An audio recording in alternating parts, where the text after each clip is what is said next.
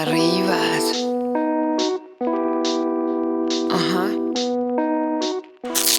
Oh, buongiorno l'Italia, buonasera ormai. Ascolta, no, niente, allora, io sono ancora qua in quarantena, coronavirus, no? Cioè, quarantena, isolamento, non è che mi hanno fatto il tampone, sono coronavirusatico e sono in quarantena, no. Chiamo io sempre quarantena per intendere il modo di isolarsi, no? Di automettersi in quarantena, in fondo è un'auto quarantena in qualche modo, no?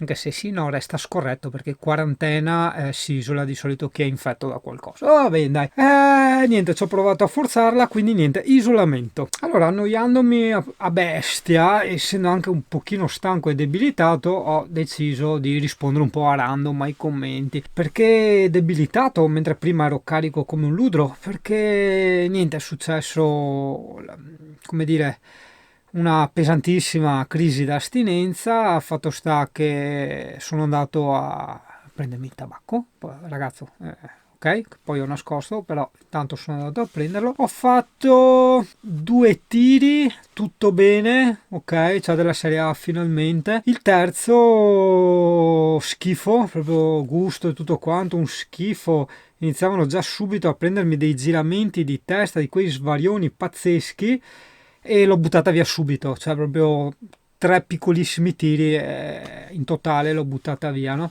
E poi sentivo appunto strano anche nelle gambe e tutto quanto, cioè ma è proprio, ti ho detto, a me la nicotina prende molto, ma in realtà non solo a me, perché probabilmente ci sta anche seguendo un mio ex compagno di classe di tanti anni fa, Salvietta. Ciao Salvietta, ti ricordi, no, quando ti avevamo dato a te da fumare il tabacco? Sì, ti avevamo detto che era un'altra cosa, ok, quindi probabilmente anche l'effetto placebo, però era tabacco alla menta. Salvietta è stato male di brutto quel giorno lì, era bianco, vomitava e tutto quanto. Per carità, vuoi anche l'effetto placebo, ossia l'autoconvinzione, il condizionamento, no? Che fosse un'altra cosa, però alla fine è stato malissimo con del tabacco. Stessa cosa io. Sono passate tipo 2 orette, ok, me ne stavo qui in camper, un misto tra l'incazzato e l'annoiato, e niente, ho detto ma sì dai, accendiamoci la sigaretta e poi basta. Ok, una la faccio leggera e niente, là ho fatto 4-5 tiri e sono stato malissimo, proprio giramenti di testa e quella specie di senso di febbre, che non è febbre perché ti tocchi e non sei per nulla caldo, però quella cosa che io dico sempre, quella percezione diversa della realtà, ok? Dove tu vedi tutto strano e ti gira un pochino la testa. Ma il tabacco fa ste robe qua, ragazzi, purtroppo è così. In più dopo mi debilita, nel senso che mi toglie l'energia, la voglia di fare. Cioè io senza tabacco faccio, obbligo, studio, faccio siti, grafiche, faccio i video, pulisco il camper, faccio di tutto, e poi quando fumo, ragazzo, no, non ce n'è, cioè proprio mi sento spento, appesantito, tipo stomaco e polmoni, cioè tutto un po' chiuso, appesantito, la serie basta, è finito il rubinetto, no? Dell'attività.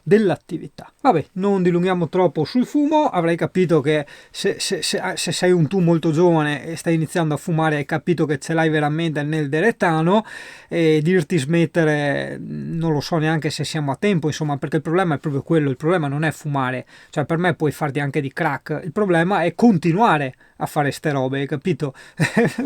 Perché il nostro corpo è sì molto resistente, recupera tutto quello che vuoi, ma se una cosa viene protratta avanti all'infinito lo distruggi e comunque vivi una vita di merda, come la stavo vivendo io e come io la vivo oggi, perché la sto rivivendo sta situazione di merda anche oggi. Però vabbè, tagliamo i discorsi sul tabacco, sulla droga legalizzata dallo Stato, e rispondiamo un po' ai commenti.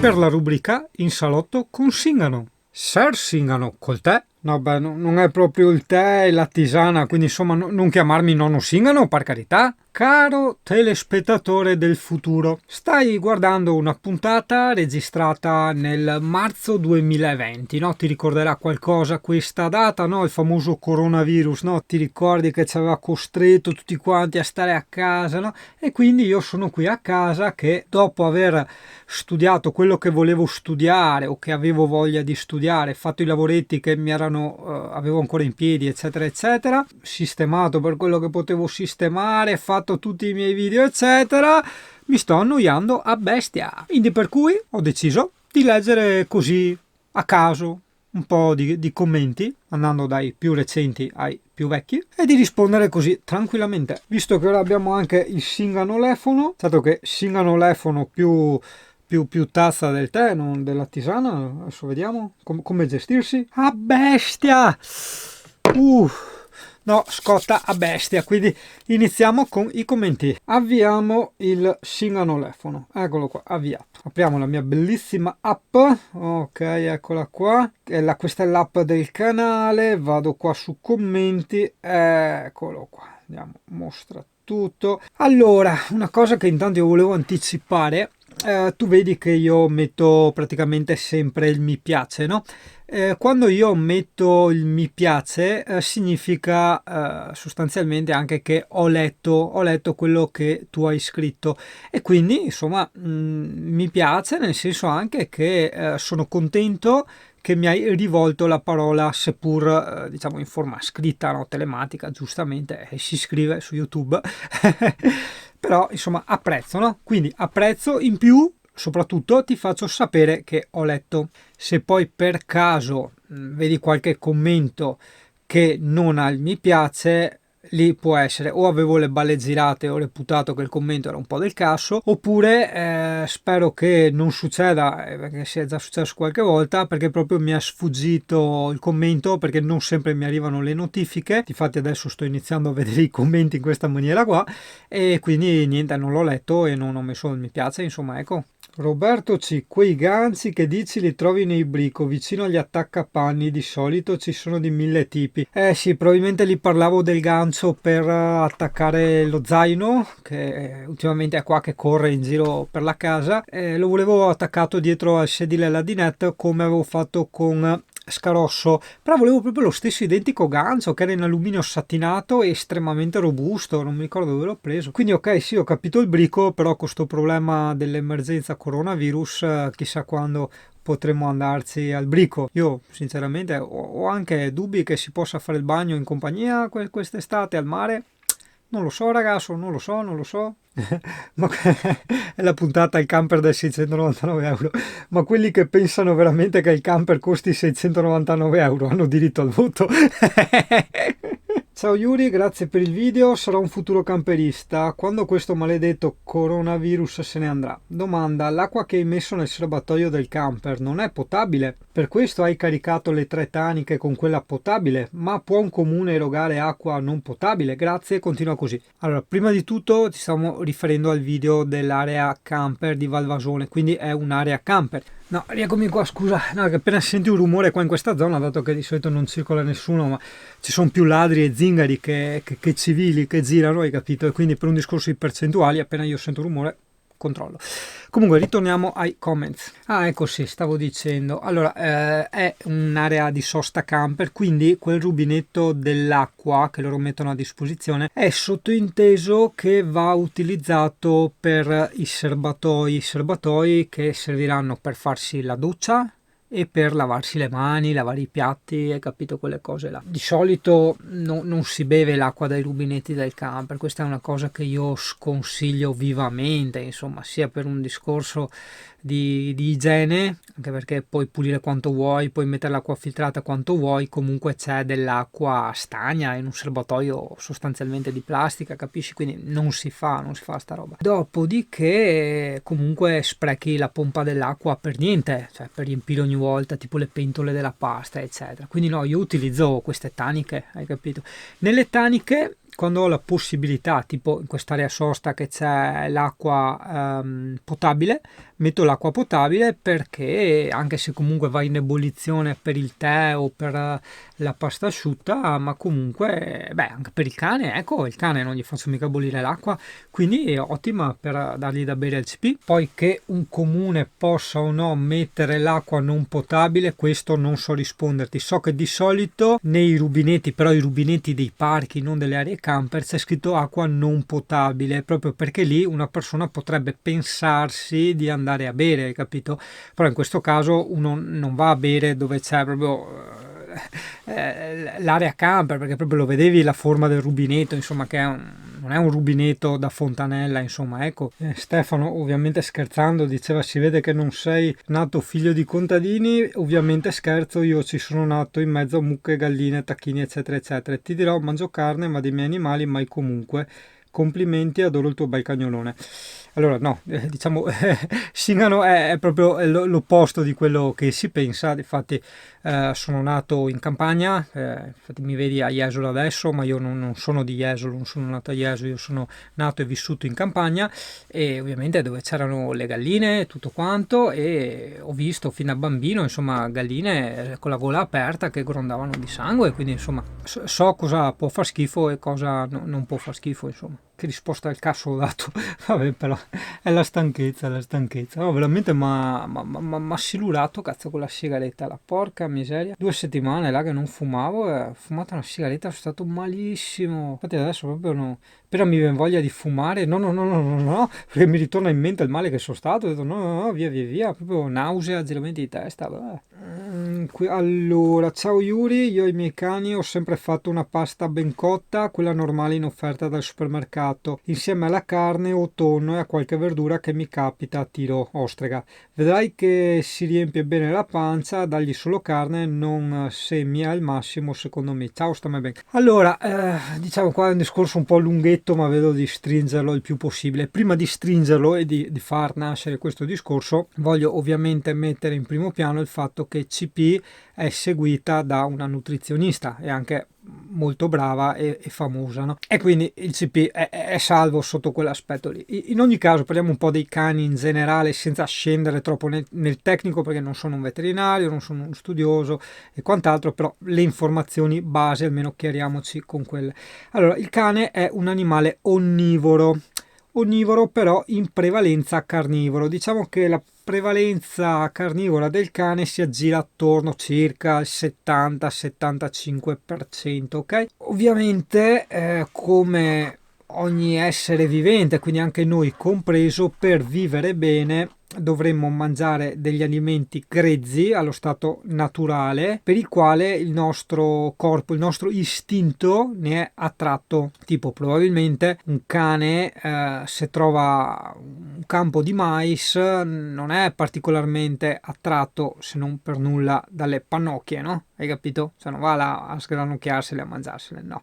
Il cane magari piuttosto è attratto da un topo, piuttosto si mangia un topo, voglio dire, una carcassa di pesce, ma capisci cosa intendo? Questo è stato uno dei più grandi errori che ha fatto l'essere umano nella propria alimentazione, ed è proprio così che riesci a capire cosa ti fa bene e cosa no, pensando sempre esclusivamente alle materie prime grezze. Purtroppo l'uomo, cucinando, speziando e trasformando, ha rovinato tutto. Certo, sì, puoi dirmi il gusto ne ha guadagnato, per carità di Dio, ma sono il primo a dirti accidenti, certo che sì.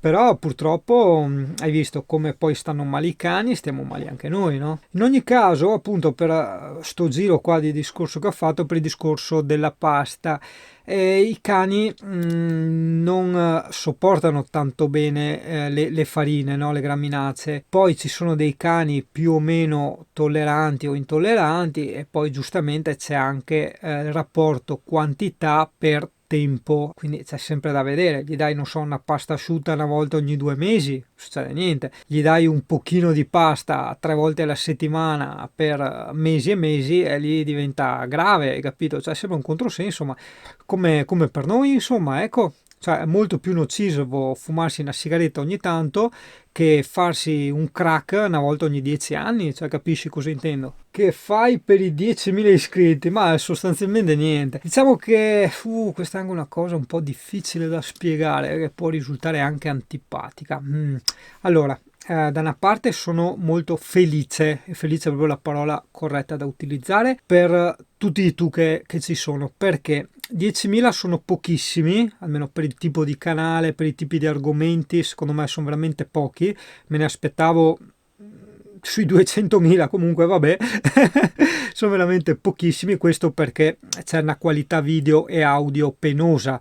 purtroppo, come sai, ci ho spiegato ben più volte, tutto gira attorno a quello. Certo, però, perché c'è tutta sta bella gente? Non è nata proprio a caso sta roba, c'è tutta sta bella gente perché è la gente, cioè sei tu che sei arrivato a entrare a far parte del canale. Prova a pensarci, perché tu sei membro, no, membro è un po' una metafora fallica, ma perché sei parte, diciamo, del gruppo, no? Perché sei un tuo affezionato del gruppo, vieni ai raduni, eccetera, perché hai visto bene o male com'era e ti è piaciuto e ti sei tu iscritto, ok? Non perché ti è stato proposto o altro, ma proprio perché ti è piaciuto e sei entrato a far parte. Questo perché, se hai notato, Singano, le puntine del mondo, non ha mai spammato i suoi video sui gruppi Facebook piuttosto che sulle pagine Instagram, eccetera eccetera, perché è un po' la formula della netiquette, no? Cos'è la netiquette? La netiquette è una sorta di galateo del mondo informatico, no? Delle comunicazioni informatiche.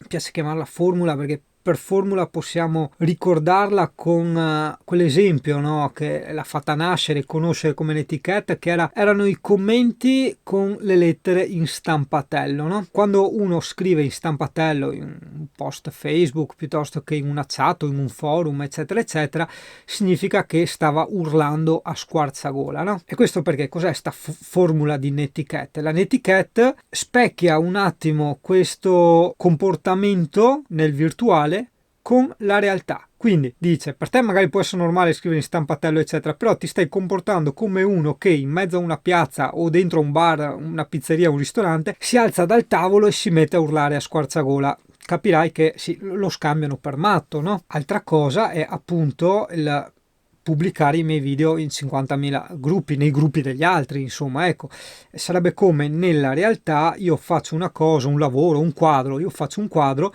vado dentro un bar dove c'è gente che sta parlando di cazzi loro e vado a sbatterglielo in faccia uno per uno a tutti quanti, dico, ah, guarda il mio quadro, guarda il mio quadro, guarda il mio quadro, e grazie al cazzo che dopo tutti conoscono i miei quadri, sono andato a sbatterglieli in faccia, cioè vorrei ben dire. Quindi sia una questione sia di eleganza che di tornaconto, insomma, perché non ti entrano cani e porci perché fai entrare tutti, ma entrano proprio solo gli interessati. C'è stato ovviamente anche qualche hater, perché non è che questo è il blocco definitivo, ci mancherebbe altro, però appunto, siccome non voglio assolutamente i numeri ma voglio la qualità dei tu, quindi voglio mantenere questa situazione di pace ma soprattutto di allegria, perché l'allegria è una cosa veramente fondamentale. Mi butto fuori a pedatine nel culino, ovviamente sempre per la formula della netiquette, metaforicamente con un bel ban. Vediamo qua se c'era anche qualche altro commento. Anch'io adoro gli animali, ma galline e topi, blea. Infatti anch'io le galline, no, perché stavo parlando del tacchino, che mi fa schifo il tacchino solo cioè non lo toccherei mai il tacchino. Piuttosto tocco un cimice, cazzo, ma non il tacchino, cioè è brutto con quella roba là nel muso, mamma mia. Mentre i topi no. I topi ho avuto 2 topolini e ho avuto anche una pantegana che mi era stata regalata perché sennò andava nella pancia di un serpente, e questa pantegana poi è cresciuta, è diventato un bel panteganone, era una razza americana, si chiamava Luana la pantegana, no? L'avevo addomesticata, lei pulitissima, le facevo anche il bagnetto, mi stava nella spalla, poi un giorno è morta perché poretta, sai, le pantegane non sono come i topi, non sono agili come i topi, praticamente si era arrampicata, a un certo punto è caduta e ha fatto un volo e si è sfracellata, è proprio un po' come cadesse un porcellino d'India, hai capito? Non è... o anche un criceto, insomma, dopo una certa altezza si spacca, mentre un topolino è già diverso, insomma, ecco. Ah, qua stavamo parlando della finestra del mio cesso. Provare ad aggiustare le crepe con della resina, prova a sentire in giro. Non lo so, perché le crepe sono solo estetiche, no? Quindi il problema è estetico, cioè non è che è una cosa rotta da aggiustare, da unire, no? Sì, vabbè, potevo continuare io a parlare con la fotocamera e si era spenta perché era finita la batteria.